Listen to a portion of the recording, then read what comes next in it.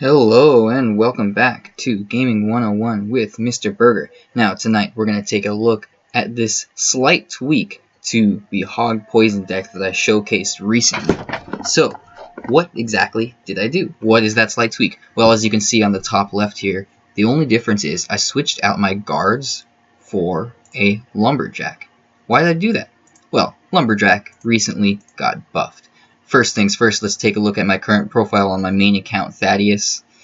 I am now at 4318, and if you recall, in one of my recent videos, I was at 4290, so I'm pretty proud that I broke my personal record, slowly inching my way up the ladder, so to speak. I was allowed to do this with this change that I made, with a combination, of course, with card upgrades and overall look, good matchups, and maybe a meta change as well. So, the Lumberjack is pretty cool. Let's switch him out for guards, and let's watch a replay here. So this is the first replay that I did with the Lumberjack change. Now, Lumberjack is an interesting card. First things first, with him, he drops a rage spell when he dies. So that's pretty cool. But that's not like the main thing about him. That's, as some people like to put it, kind of an added extra bonus, you know. It's a little cookie, a little dessert for you. If he dies, he drops rage. Look at that poison value in the replay right there. That's really good poison value for sure. I hit the furnace and the other furnace and both towers. Anyway, the Lumberjack, not only does he drop rage when he dies, he just does a ton of damage to begin with. I mean, if he targets onto something and lives for a while, he just wails on it and tears through it. He just does ridiculous DPS. So if he targets onto an enemy tower, he'll drop the whole tower in like a couple seconds. The recent change that buffed him was that he got a 7% HP increase. So he has 7% more health than he had recently. So since I didn't really change much in this deck, I'm not going to spend too much time talking about, you know, each individual card. If you're interested, you can take a look at my Hog Poison video that I did recently, and I explain each card individually. So, the Lumberjack pairs really well with the Hog because of his rage effect, and of course, you can use him on defense, and then he counter pushes. He does an insane amount of damage, as I was talking about earlier, so if you've got an enemy tank or some enemy DPS coming in one lane, you plop him behind the enemy tank, similar to how you would a knight, and it'll annihilate their support units, like their archers or their musketeer or their e-wiz or whatever they may have behind their giant or their golem or their lava hound, whatever their tank is. Of course, he can't target air, so if they've got a lava hound, their support is probably also air, so he's not that great against that. But even if he goes in and dies to their air support, he'll drop that rage, which is, you know, not necessarily worth the 4 elixir, but it's still a cool effect. So the idea behind this is to use him on defense, like so in the replay. See, he's killing that giant. He's just tearing it down on top of the support from the Princess Tower and the Knight there. He drops the rage, which also allows me to defend better. It affects the Princess Tower too. Keep that in mind. That rage spell doesn't only affect your units, it affects the Princess Tower as well. So it allows me to defend much more successfully. So you basically play defense with him, and as he's counter pushing, as he crosses back over the river onto the enemy's territory, that's when you start putting your hog down. So you want to play defense most of the game, a little bit more defensively with this deck than the previous version. I guess you could say that both of these decks are relatively kind of defensive and counter push or outcycling decks. Because in the previous version you had the guards, which are definitely another great support unit for the Hog Rider, because they live through a lot of different spells and things like that. So that was the end of that first replay. Cool little intro to it. Now before we take a look at this next replay here, why don't we look at the exact changes that were made. So as I mentioned in my Hog Poison video, you should probably take a look at this interaction change. This guy posted this on Reddit. Well, first of all, you probably want to look at all of the recent balance changes to get an idea for it. But since we're kind of showcasing the Lumberjack, that's what we're going to focus on here. So he got a 7% HP increase, which basically means he lives a little bit longer. He's a little bit tankier. He's got a little bit more health. So he survives 1 extra hit from a lot of units. Elite barbs, archers, musketeers, so on and so forth. Everything listed here. I have a direct link to this, as I mentioned, in my hog poison video. So if you're interested in taking a look at all these interaction changes, you know, in more detail, then you can take a look at that link in that video. Mini P.E.K.K.A received the same buff. He got a 7% HP increase as well. So he has a lot of interaction changes too. It also looks like the Expo takes a couple extra hits to hit it. Lumberjack will now survive Lightning and Zap. And Mini P.E.K.K.A will now survive Lightning and Hog. So a few minor spell interaction changes, but that's nothing too significant because those aren't necessarily combinations that they're going to be using to kill your Lumberjack very often. Alright, let's take a look at some more replays. Now, this was a deck that I did, or that I am doing on my main account, on my Thaddeus account, which is a lot higher rating than this one that I usually use to do my videos. So I'm mostly going to be watching replays here. I'm not really going to be, you know, playing live matches, so to speak. I always hesitate to say live matches because they're not really live, right? I mean, this whole thing's a recording. I could cut out and edit all the bad ones. But as you've seen before, I'm not ashamed to put a few losses in my showcases or in my videos as well. Of course, today I'm going to be showcasing the deck with a bunch of wins, a bunch of successful matches, kind of to show you guys and you ladies how the deck works, how you would do well with it, how it would be successful. And you know, now that I'm talking about it, maybe in the future I should actually showcase some more losses to show you like what I did wrong and to show, you know, how not to play the deck. But I'll think about that as time goes on. As for tonight, I got a ton of replays here. So this is against a mortar deck. Let's just walk through all these replays and see all the cool interaction changes that happen with the Lumberjack. So Lumberjack's great on defense, as I was mentioning. I use the Hog to counter push and kill the mortar. I use that Knight. I've got a level 13 Knight. It was on my first maxed level card. I love that Knight. He's great in so many different situations. He's very versatile.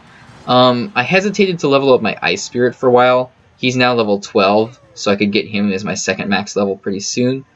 But you know what? He's actually pretty good. If he's the same level as an enemy tower, then he'll run up to a princess tower and he'll jump on it and get his death damage off. You know, he'll do his full benefit, his full effect, without dying before he gets to the tower. Of course, if he's lower level than the tower, then he's gonna die before he even gets there.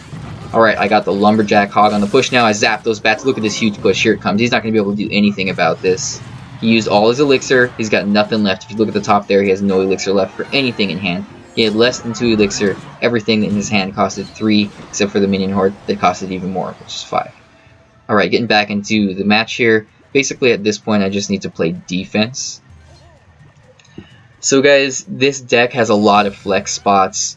You can totally put in a lot of different cycle cards or make it a less cycle-y deck. But the main archetype, the main idea behind this deck, first of all, is the Hog comboed with the Poison, and now the Hog comboed with the Lumberjack.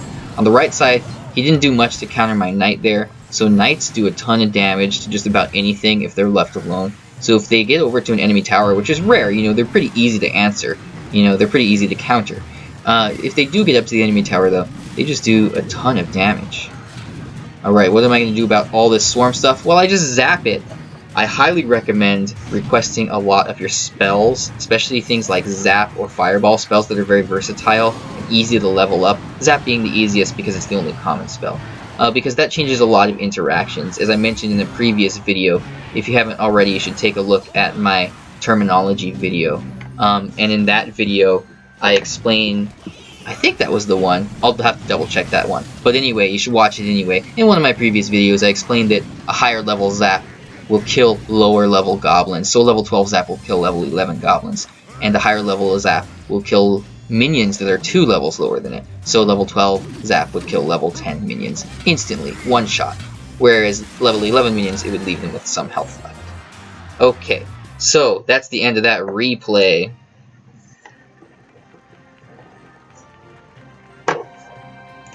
Let's take a look at the next replay here.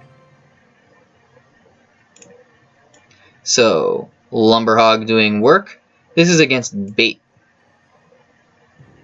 So Bait definitely, how do I put this? It was extremely powerful. It was the most powerful deck for a while, a little while, about 2 balance changes ago. Unless I'm mistaken, it was 2 balance changes ago when a ton of the Bait cards got direct or indirect nerfs. And when I say Bait, I mean the classic log Bait. look at that. He tried to counter my hog with an Inferno Tower, but he missed it just a little bit too late, a little bit too far off to the side. My hog didn't go for it, so it got off a few swings. So log bait, I totally want to cover that deck in another video. I just haven't gotten around to it yet because there's so many different things that I want to talk about in my videos. But log bait, I mentioned it briefly in my 5-deck showcase video. I do one replay or one match with it, so you can check that out if you're interested in that.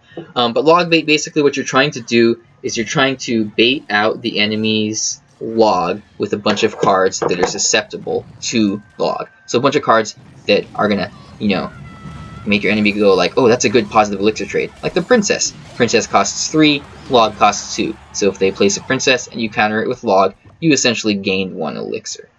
And that's the classic positive elixir trade example. But there's always a downside to that, and that's the whole point behind bait. If I log his princess, he sends in his goblin barrel, and I don't have a log to counter the goblin barrel. Let's say I'm running log and tornado, which I often do. I run tornado and zap or tornado and log, because those go very well together.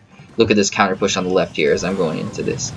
Now I tornado after I log his princess, he goblin barrels. I tornado his goblin barrel, and if you place your tornado 2 spaces to the left or to the right of your tower, your princess tower, then the goblins won't get any shots off on your tower, assuming that they're shot at the usual spot, which is, you know, spread evenly on all 3 sides, or 2 corners and 1 side of your tower. What he did just there was he placed them a little bit to the right. He tried to juke me, but I successfully zapped them anyway. So let's say that he does that. Now he's got Goblin Gang in this bait deck.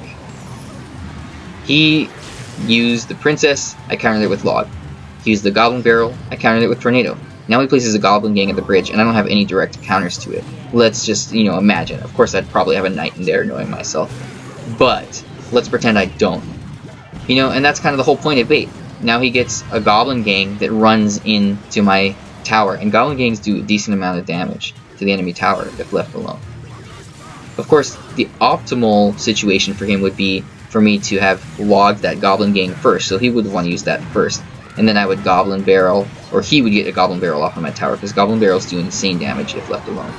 You can see the lumberjack and the hog push there on the left, and I was able to take a tower down. So bait got nerfed, a lot of cards got nerfed. You can totally check out 2 balance changes ago. I think it was like December 12th, so 12/12 or something. Knight got a minor nerf, hog got a minor nerf. It was in all of that batch of balance changes. Bait got it very hard. Okay, Hog Skelly Barrel, that's another deck that I want to talk about at another time. I was kind of messing around with it a little bit, but let's get back into the Hog Lumberjack. Inferno Tower and Inferno Dragon also got a nerf because guards and who else uses it? It's the Dark Prince that uses the shield. Their shield got a buff, so basically as the Inferno Tower and the Inferno Dragon charge up as they do, once they break the enemy shield, that charge resets. So before it would just eat through the shield, and the Inferno Dragon or Inferno Tower would be doing medium to maximum damage, whereas now, after it breaks the shield, it resets to minimum damage. Now look at that zap. My level 12 zap did not kill his level 12 goblins, but if he had level 11 goblins or goblin gang, it would have killed him. Of course, it's always going to get the spear goblins that are 2 levels below, or excuse me, the same level, yeah. Spear goblins are the same level of the zap. It'll kill them still, because they're a little bit less health. Now he overcommitted on the right there, and I was able to push with a hog on the left there. This still kind of is a hog bait deck at heart, and you're basically playing defense and going for counter pushes to push with your hog. I mean, look at the potential of this Ice Wizard, man. He's great. I love that card, especially since the buff. Yeah, he got buffed again too. Not again, but he also got buffed recently, and it was probably like 3 patches ago or something like that. But he's great on defense. He combos well with a tornado. You get him with a knight. That trio works very well on defense. He's got slight AoE or splash damage, so while he was hitting the Royal Giant there, he was able to take out the goblins that were on support. Look how quickly that Lumberjack tears down that Royal Giant. And of course the Ice Wizard was also slowing the Royal Giant, so he didn't get many shots off onto my tower before he died. Now he drops the Rage. Not too much of a benefit for the Ice Wizard. Ice Wizard doesn't do a whole ton of damage by himself, but that's not his point. He's much a utility card, very much so. You know, he kind of slows stuff, he's got splash damage, he's relatively tanky, he's cheap, I mean, he's just got all these cool benefits. If I'm not mistaken, it was him and the Princess who were the first 2 legendaries to be released into the game, but that was actually before I started playing. So you can double check somebody else who knows a little bit more and has been playing a little bit longer. Now, another kind of main concept of this deck is the Hog Poison, as I mentioned earlier. So I'll place a poison down as I send the Hog in to basically counter anything that he puts down. And I mentioned this in more detail in my Hog Poison video. Again, you can take a look at that if you're interested. So if I put a poison down, it'll take out, let's see, do I do it again here?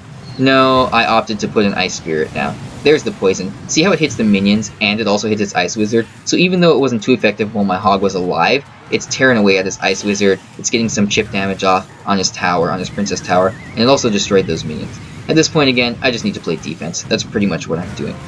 With cycle decks, with Hog cycle decks, you're not always going to win, 3-0, or 3-1, or 3-2, or whatever you want to do, or whatever you want to say, want to call it. But you're going to win. Ooh, I stand corrected. I thought it was going to be a 1-0 match, right?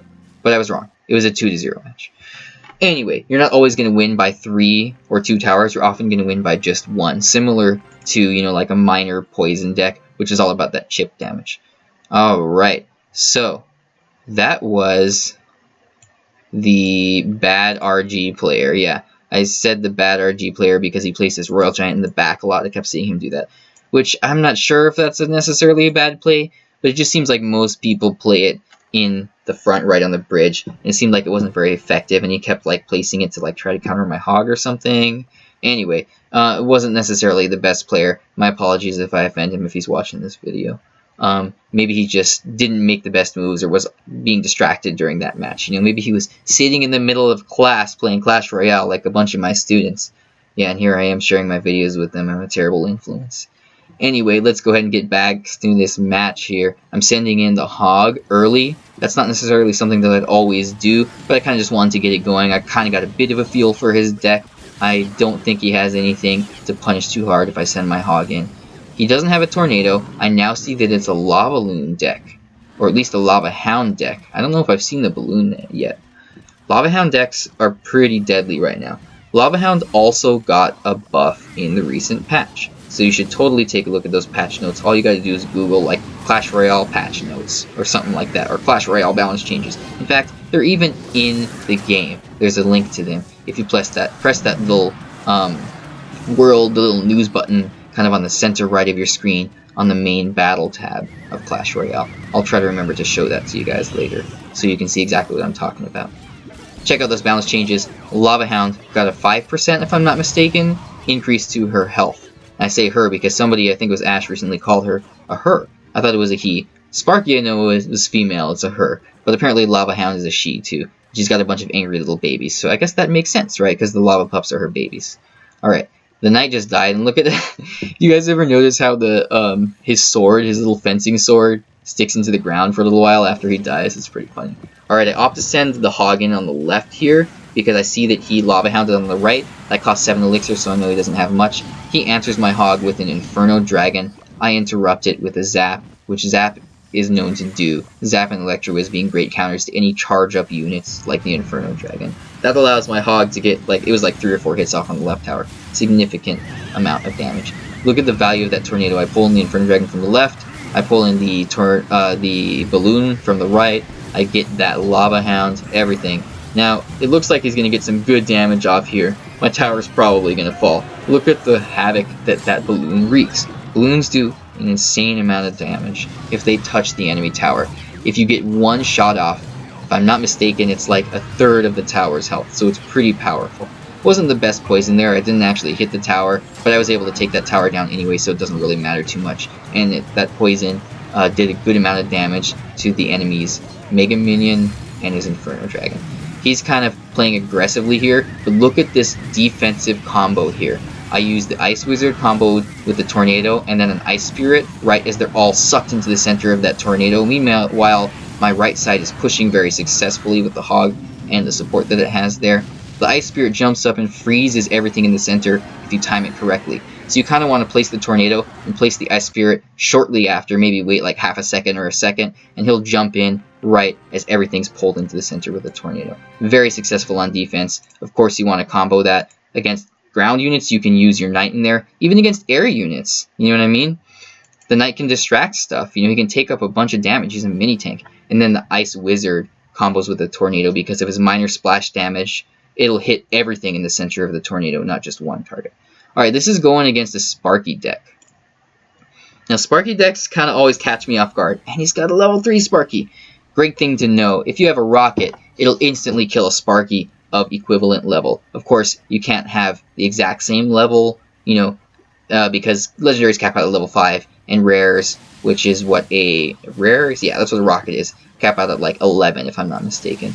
But equivalent tournament standard level, you know. So that would mean that the Sparky's level 1, and you got a level 7 rocket basically. Rocket will instantly kill Sparky, so if you put a Sparky in the back there like he did, and I had Rocket, I would have been able to rocket the tower and the Sparky, get a great amount of elixir. Sparky charges up. She now only takes 4 seconds to charge. She previously took 5, but she was recently buffed because her usage and win rate were very low. She charges up and does a ton of damage. That being said, she can be interrupted, just like the Inferno Dragon or the Inferno Tower. So I can use my Zap to interrupt her, or if I was running Ewiz, I could use that interrupter as well. I'm going to zap on the left there. That brings all those minions low enough that my tower will one-shot them and they won't get to the tower. Unless he does exactly what he did there and places something in front of them to tank the tower, like that knight. So, at the last second, I get just enough elixir to bring out my tornado and pull all of that away. I didn't necessarily want to waste my tornado on that situation because I felt like I had already countered the minion horde with my zap. But it was kind of like a, oh man, if I don't do this, my tower is just going to die right here. Because minions do a bunch of damage, they'll easily tear through a tower. If a Mega Minion or a Minion Horde, or even just 3 little minions get to your tower, they'll just tear through it if they've got something in front of it tanking.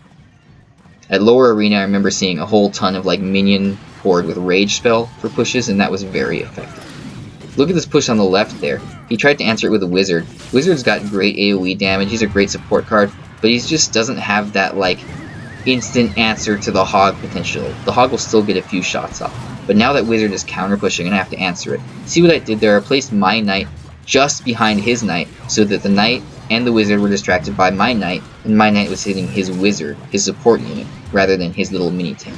Now, that Sparky goes blam and blows up my Hog and my Knight. Knight had almost no health left, so that doesn't really matter. And the Hog got a couple shots off, so he did his job. That's all I could hope for. I gotta answer this Sparky on the left, though. Uh-oh, what am I gonna do? Well, I basically play my Ice Spirit to absorb the Sparky's one hit, because the Ice Spirit only costs 1 elixir anyway. I'm willing to, you know, soak up 1 Sparky hit for 1 elixir. And then I use my Knight to counter him. The Knight takes him down with the Princess Tower just in time, or her, sorry. Now I basically can't play defense because it's even. It's 1-to-1.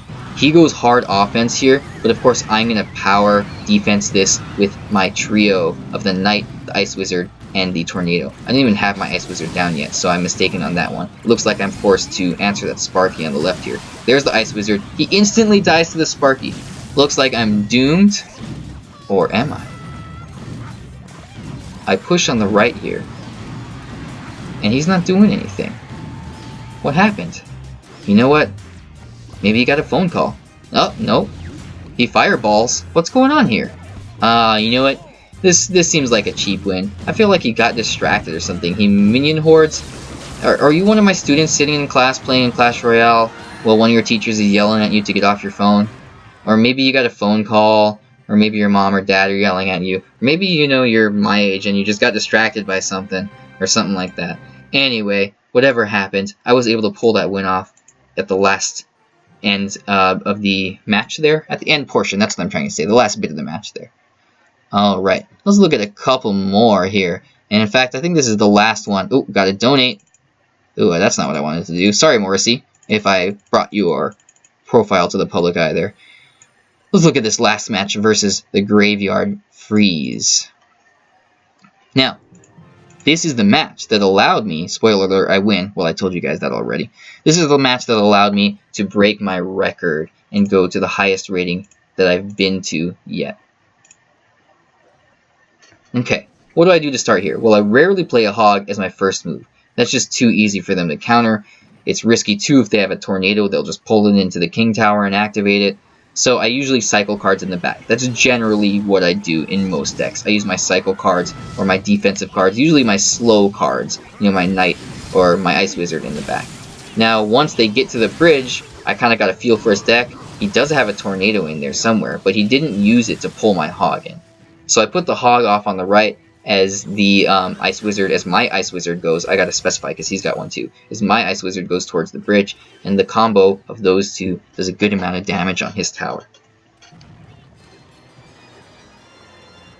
Okay, he goes for a naked graveyard here. And when I say naked, of course I don't mean literally naked. What I mean is that it's got no support. He doesn't do anything. He's got his freeze hovered over, but he hasn't used freeze yet. So at this point in the match, I don't even know that he has a freeze spell. Freeze is very off meta.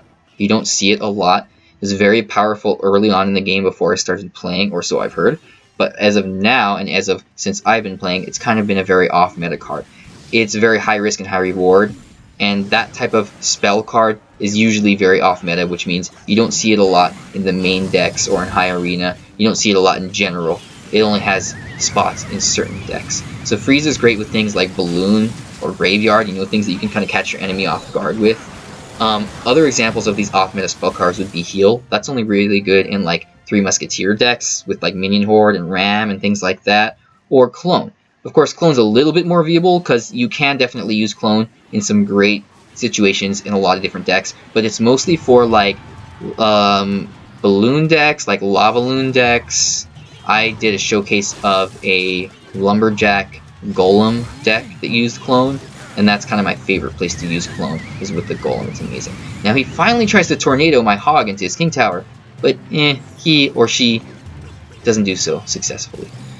Two reasons. It didn't tornado it close enough, or he or she didn't tornado it close enough to the king tower, and it's also got that goblin hunt there distracting my hog. Now I'm finally going to see the freeze here. He freezes, and that's a pretty deadly combo, but I've got enough support to kind of, defend there on the right.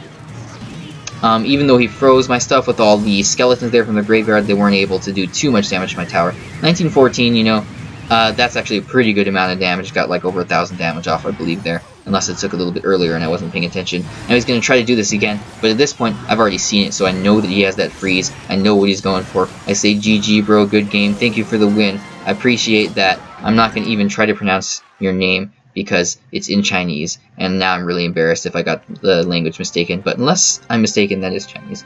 Obviously, I can't read it, so I'm not going to try to pronounce your name, but thank you so much for that last win. I appreciate it. That got me to my highest rating yet. Alright, guys and gals, that is going to do it for tonight. So, thank you so much for watching. Have a good one, and catch you next time.